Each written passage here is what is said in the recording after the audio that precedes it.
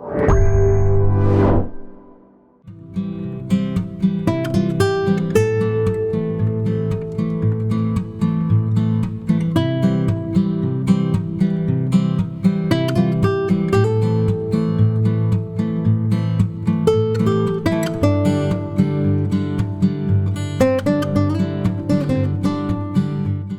गौरी शंकर दुबे यहाँ national Herald TV, global web TV और प्रभात film के लिए तिलक नगर स्कूल के ठीक सामने मकान नंबर 211 में बैठा हूँ।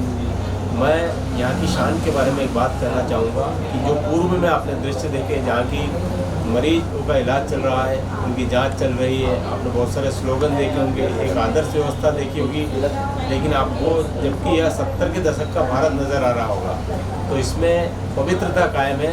इसलिए मैं ये सब बातें बोलने जा रहा हूँ। आपको एक बात बताना चाहूँगा कि आपने यहाँ पर पूर्व दृश्य देखे तो यहाँ घंटी नहीं देखी होगी, झालर नहीं देखी होगी, शंख नहीं देखे होंगे, देवता नहीं देखे होंगे, फूल नहीं देखे होंगे, प्रसाद नहीं देखा होगा, लेकिन अपने आप में यह मंदिर है। यदि आप पुराने इंदौर में जन्मे हैं, पुराने इंदौर को जानते हैं, तो आपने डॉक्टर मुखर्जी का नाम सुना होगा। उन्हें इंदौर की चिकित्सा जगत का भगवान कहा जाता था। यदि दूसरे कोई भगवान है तो मैं आदरणीय के पास बैठा हूँ और ये मेरे इंटरव्यू की बाध्यता है कि मैं इनके समीप बैठा हूँ, अन्यथा इनके समीप बैठने की, इनके समकक्ष बैठने की मेरी हैसियत नहीं है। आदरणीय धर्मेंद्र जबर साहब, आपको बहुत बहुत स्वागत है। ये बताया आदरणीय कि आपका जन्म कहाँ पर हो? क्या जन्म दिनांक है आपका? सितंबर 68। अच्छा सर, ये बताएं कि आपने अपनी पढ़ाई कहाँ से? सब सरकारी स्कूलों से करी शुरू से, में आ गया, यहाँ से MBBS कर लिया, फिर यहीं से। ये किस सन की बात है? 1987 में एडमिशन हुआ था। MBBS। अच्छा, फिर आप सेवा में कब आ गए? तो जब से मैं MBA में अच्छा, जैसे अभी वर्तमान में आप प्रदेश के सबसे बड़े सरकारी अस्पताल एम्बाई में मेडिसिन विभाग के आप अध्यक्ष हैं और महात्मा गांधी मेडिकल कॉलेज में आप वरिष्ठ प्राध्यापक हैं। तो ये जिम्मेदारी आपको कब से मिली? प्राध्यापक बने होगा तो 3 साल हो गए। हमारा SDM मेडिकल कॉलेज जो है वो तकरीबन 140 साल पुराना है। पहले PEH हॉस्पिटल के नाम से जाना जाता है। ये भारत की 4 या 5 संस्थाएँ जो इतनी पुरानी।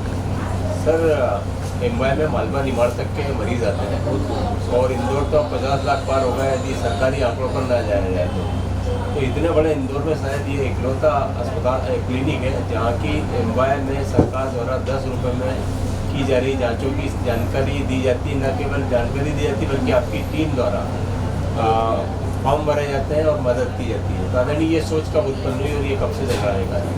ये तो शुरू से ही चल रहा है। तो जब से शुरू किया क्लिनिक तो हमारी भावना इसी थी कि मदद करना चाहिए। क्योंकि बीमारी ये मतलब क्या होता है कि व्यक्ति का एक तो आर्थिक बजट डिस्टर्ब हो जाता है। वैसे भी इस समय महंगाई इतनी है शुरू से, तो उसको अगर मदद मिल जाता अच्छा लगता है। तो भगवान ने अवसर दिया है तो। आदरणीय, मैं देखता हूँ कि आप जब शाम को घर से क्लिनिक पर आते हैं तो उस ज़माने की आप कपड़े की पेंट काट कर वो थैली आप लेकर आते हैं जिसको हम लोग भी कभी स्कूल ले आया करते थे। तो इतनी सहजता, सरलता, सकारात्मकता कैसे आपके जीवन में? ये क्या है कि शुरू से थोड़ा गीता वगैरह पढ़ता था जी। गीता पढ़ने में लिखा है कि भाई व्यक्ति को अपने कर्मों पर ज़्यादा ध्यान देना चाहिए। तो सारे कर्मों को करते हुए भगवान को समर्पित करते थे। इसका श्रेय आपको लेने का कोई अधिकार नहीं है, हम समर्पित करते रहते हैं आपको। निश्चित रूप से ये जो आपने श्रेय नहीं दिया, लेकिन इसके परिणाम आपकी आत्मिक संतुष्टि है। हाँ, बिल्कुल संतुष्टि मेरा परिवार है, माता पिता है, मैं सेटिस्फाइड, बहुत सेटिस्फाइड। भगवान की कृपा है, आप लोगों की भी आप निसंदेह निरोगी हैं आप। हाँ, ऐसा कृष्ण जैसा शरीर आपने कैसे बना रखा? सबसे ज़्यादा जरूरी है मरीजों को ये बताना या जो लोग स्वस्थ हैं उन्हें ये बताना कि आपका दिनचर्या क्या है, भोजन क्या है, आपका नाश्ता क्या होता है। तो क्या है कि तो मनुष्य का जो मन होता है वो उसमें किसी भी तरह का छल कपट नहीं होता, वो स्वस्थ रहता है। क्या अगर छल कपट आता है तो उससे भय पैदा हो जाता है। तो भय से फिर उसके अंदर में ऐसे हार्मोन्स निकलते हैं जो उसके शरीर को खोखला करते हैं। आज की तारीख में सबसे बड़ी बीमारी मोटापा, ये भय और फोबिया और ये ड्रग एडिक्ट और एल्कोहल जो कल्चर बढ़ रहा है, इसमें कहीं ना कहीं जो बचपन के संस्कार होते हैं काम करते हैं।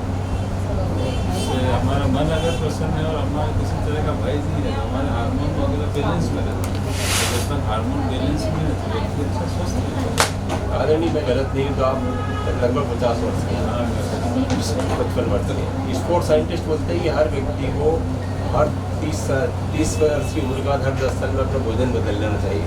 तो मैं ये जानना चाहूँगा कि आदरणीय धर्मेंद्र जबर साहब का इन दिनों नाश्ता, दोपहर का भोजन और रात्रि भोज क्या है? मेरा तो शुरू से ही मतलब ऐसा रहा कि मैं 8 बजे 8:30 बजे घर छोड़ देता हूँ। इसका मैं बस 11 बजे ही पहुँचता हूँ। यानी आप नाश्ता नहीं करते? नाश्ता मैडम करा कि विशेष तो ज़्यादातर अंकुर स्प्राउट और सेलेक्ट गाजर ककड़ी काटी, बाकी दिन में तो जो रोटी सब्जी हो। रात का भोजन कब कर लेते हैं? 11 साढ़े 11। यहाँ सबसे शुद्ध शाकाहारी हम कभी कोई अंडा जी, जी। तरह का कुछ ये मरीजों के सम्मान की बात है और उनके विश्वास की बात है कि मैं यहाँ पर लंबे समय से देख रहा हूँ, यहाँ गुना, ग्वालियर, भोपाल तक के मरीज आपके पास आते हैं। जी, आदरणीय आप डायबिटीज़ और हृदय के विशेषज्ञ हैं, ये डायबिटीज़ क्यों बढ़ रहा है सर, खासकर पीछे? अरे साहब ये बहुत ही अच्छा क्वेश्चन पूछिए मुझे। ये क्या है कि पहले तो इसको हम लोगों का लोग मानते हैं, तो ऐसा कुछ भी नहीं रहा। हमारी क्या हो गया कि हमारे जो जीन्स थे वो थे 50 जीन्स हुआ करते थे, हमारे को एकदम से खाने पीने की अफराती हो गई। पिछले 10-12 साल में काफ़ी अफराती हुई, तो व्यक्ति ने खाने का मतलब कोई कंट्रोल नहीं किया।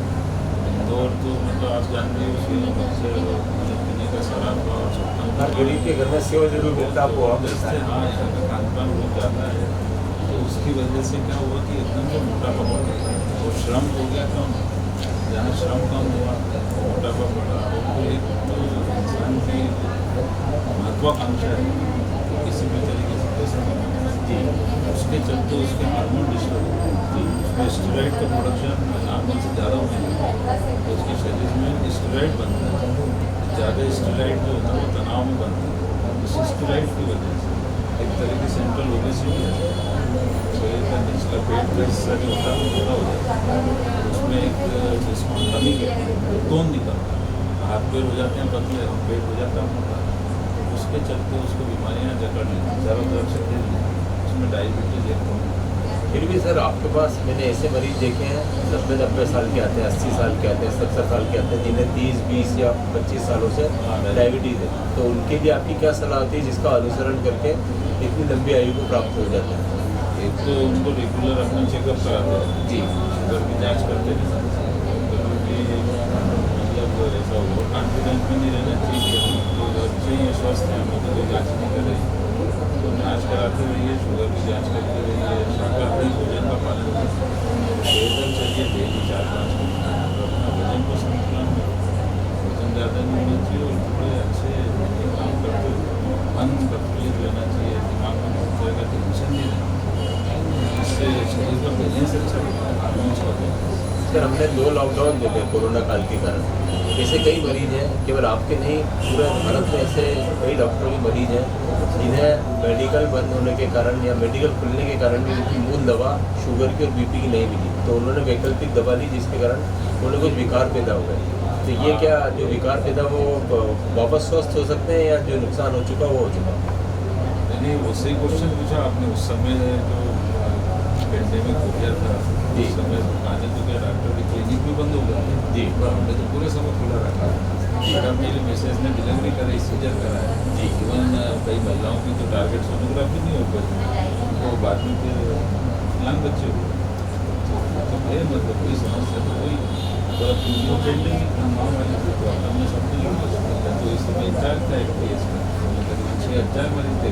जी, जी, 7,000 बड़ी बात नहीं है, हमारे तो मेगा अवसर के लिए लंबा करने के लिए। सर यदि आप जो कह रहे हो ना डायबिटीज़ का, उस समय ये बात है कि बहुत सारे आरएमपी और टीकाजी और जो क्वालिफाइड डॉक्टर थे उन्होंने स्टेरॉइड का उपयोग बहुत ज़्यादा कर दिया। अच्छा, हाँ, उसके ओवर यूज़ करने से लोगों की डायबिटीज़ भी बहुत ज़्यादा बढ़ती है और लोकल माइकोसिस के केसेस होते हैं, उससे ब्लाइंडनेस होती है। तो ऐसे समय पे अगर अपन क्वालिफाइड डॉक्टर के सुपरविजन में तुरंत इलाज लेते हैं तो ये सब समस्या नहीं होती। अननेसेसरी मतलब इतना स्टेरॉइड यूज हुआ कि जो बड़े बड़े ब्रांड थे ब्रांडेड स्टेरॉइड तो मार्केट में मिलते ही नहीं थे, मतलब ब्लैक में मिलते खत्म ही हो गई स्टेरॉइड ही नहीं मिलती। सर एक बात बताइए कि मैं अपना एग्जांपल देता हूँ। यदि मैं पत्रकार ना होता तो मेरी पहली चॉइस क्रिकेटर बनने की थी, जो मैं था भी। यदि डॉक्टर धर्मेंद्र जवाहर डॉक्टर न होते तो क्या होते, क्योंकि आप एक अच्छा प्रोफेसर है। तो मैं प्रोफेसर होता है किसी कॉलेज में, तो मतलब मुझे पढ़ाना अच्छा लगता है, मतलब किसी न किसी कॉलेज में अंदर से। आदर जी एक बात बताएं, क्योंकि लाइट क्वेश्चन है, आपने आपकी ऑल टाइम फेवरेट मूवी क्या है? तो मेरे को देखे, मैंने सबसे लास्ट में देखी थी डायनासोर वाली जुरासिक पार्क, आज जी, से 30 साल पहले। आज के बाद से तो मैं कहीं मूवी गया ही नहीं, हमारी शादी भी हो गई 30 साल अब तक। ऑल टाइम फेवरेट कोई बचपन में देखिए, कॉलेज के दिनों में देखिए, ऐसा पर्यटन स्थल जहाँ आखिरी बार आप अरे अपने मेरे को ये सबसे अच्छा लगता है इंडिया का, ये लगता है ले रहता है आप आए? बहुत अच्छा लगता है। वहाँ का जो नेचुरल वातावरण, हिल स्टेशन, बर्फ है, वो वाकई में देखने लायक है। उसको सब इंसान में हर किसी ने जाना चाहिए, देखना चाहिए कि कितने विशाल भव्य मतलब जो पहाड़ है, वहाँ पे ऐसा लगता है कि साक्षात भगवान का ही वास है। जैसे कि आपने सादगीपूर्ण और शाकाहारी भोजन की बात की, तो आदरणीय धर्मेंद्र जवाहर साहब कभी होटलिंग करते हैं परिवार के साथ? आदरणीय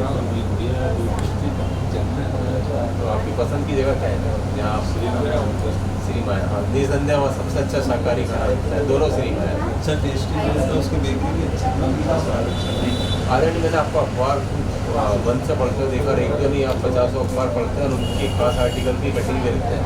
बहरहाल आपको रात्रि में सोने के ठीक पहले या सुबह जागने के वक्त टीवी का रिमोट पकड़ने का मौका मिलता है, और मौका मिलता है कि आप समाचार देखना पसंद करते हैं, सुनना? जब तक सोचता हूँ 11 बजे तक तो सब लोग घर के मम्मी पापा सो जाते हैं, तो टीवी चला देता है। जी, फिर भी आपको दुनिया की जानकारी कैसे मिल पाती है? पेपर से मिलती है ज़्यादातर, सुबह चाय के समय पेपर टीवी पर कभी कभार कोई फिल्म की क्लिप, क्रिकेट की क्लिप या आपके जो अन्य पसंदीदा कार्यक्रम और सीरियल हो उनको देख पाते हैं? अरे ये बता, संगीत में रुचि है? संगीत में पुराने वो जैसे ईश्वर के मोहम्मद रफ़ी, कोई एक गाना जो आपको हमेशा स्मरण रहता है, जैसे मुझे कसमें वादे प्यार वफा बातें बातों का याद रहता है? मुझे तो अभी गाने अच्छे आदरणीय अभी जैसा कि आपने बताया आप 55 वर्ष में प्रवेश करेंगे, लेकिन मैं जानना चाहूँगी आदरणीय धर्मेंद्र जवाहर साहब अगले 10 साल बाद अपने आप को कैसा देखना चाहिए? वो कैसे? मैं चाह रहा हूँ कि अभी जो समाज को थोड़ा आंदोलन लेनी तो है ही, अपन पीढ़ी तो कर ही रहे हैं, तो इसके साथ साथ कभी अपना पीढ़ी शुरू कर सकते हैं।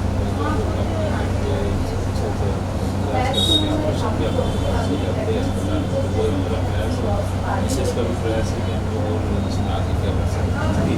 इतने ये ज़मीन चिन्हित किया हर लड़ने को नहीं, क्योंकि यहीं पर अपनी पहचान बनती है, 25-30 साल में तो यही जाना हुआ। आपके क्लिनिक में गरीब की पहुंच की फीस ली जाती है, लेकिन सबसे बड़ा अहम सवाल ये उठता है कि जब इंदौर में सबसे बड़ा स्थान राजवाड़ा हुआ करता था और 10 टेम्पो यदि खड़े होते थे, तो हम लोग उनको आपके तिलक नगर में भी आप देखा करते हैं, ऑटो 4 खड़े होते थे, तो आपने अपना अस्पताल बनाने में इतनी देर अवेर क्यों करती?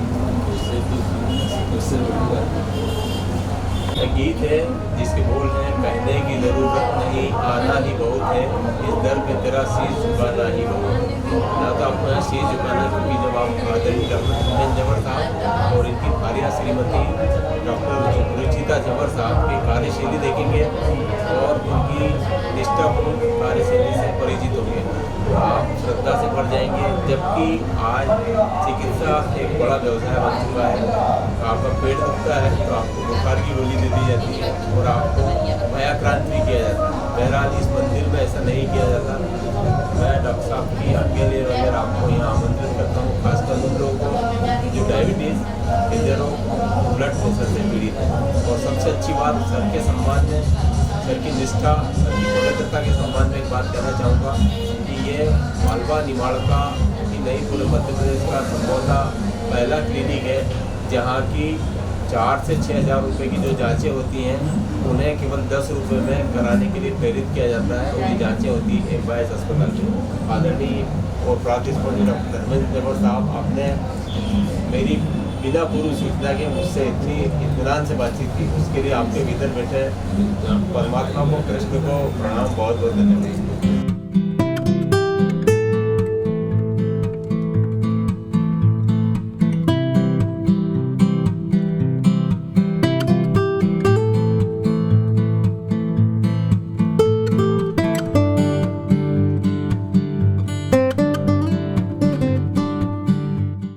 आदरणीय डॉक्टर रुचिता जबर साहब के पास खड़ा हूँ, जो कि डॉक्टर धर्मेंद्र जबर साहब की भार्या यानी कि धर्मपत्नी है। वे महिला रोग विशेषज्ञ हैं। आदरणीय, आपका बहुत स्वागत है।